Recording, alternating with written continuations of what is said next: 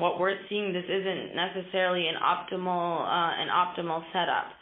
And I mean, we're talking a global organization with more than 20,000 people working there. So we're not. I mean, it's not Bayer, but or BASF, but it's comparable to the mid-sized companies.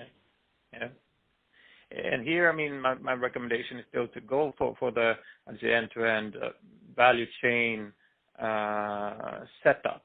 Okay. But this is, as I said, this is not something that you can just say and then define it from day one. This is a process that needs to, I mentioned the different stages in the maturity development. So you need to work on, this maturity development and doing it, in the right sequence.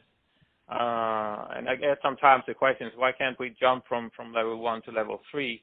Well, you need to first, it's like building a house. You need to build it from the foundation and set it up, and then you can add extra dimension and extra layer.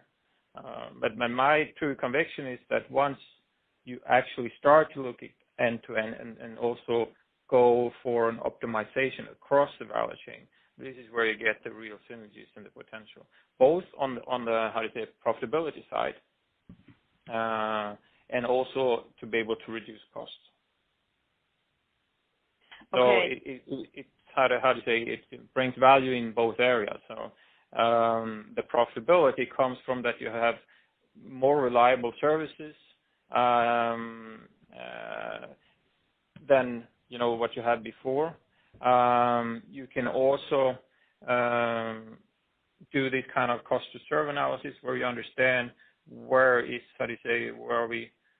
are costs associated with serving this customer, and what is that total contribution for the EBIT with this customer, the way that we're servicing that customer, which is something that you then can optimize. And on the cost side, of course, there are many different levers that you can pull. And then it's about, start moving from this kind of functional organization that you're also describing here. You have the logistics and procurement. I mean, logistics, if you look at the total cost of the logistics, it's, as you say, it's rather low. I think it's more of importance to do kind of a, inventory optimization. Where do you actually store it? To look at these lead times, to look at the service levels for different customers, requirements on the market, to optimize where you actually store it. So to have consolidation centers, you might have satellite warehouses for specific products or specific customers. This brings much more value, I would say, than focusing only on logistics.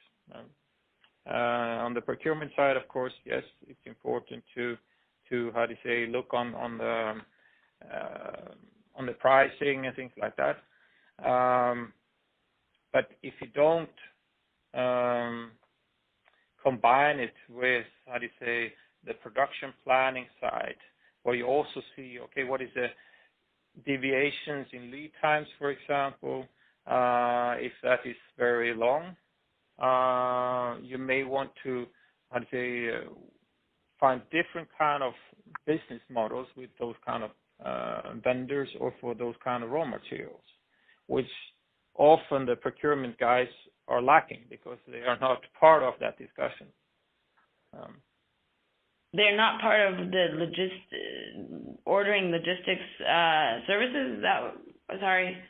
No, I mean, they're not seeing the complete picture in, if you have one guy who sits in procurement and his goal is to, his focus is to source the raw materials and negotiate prices and things like that.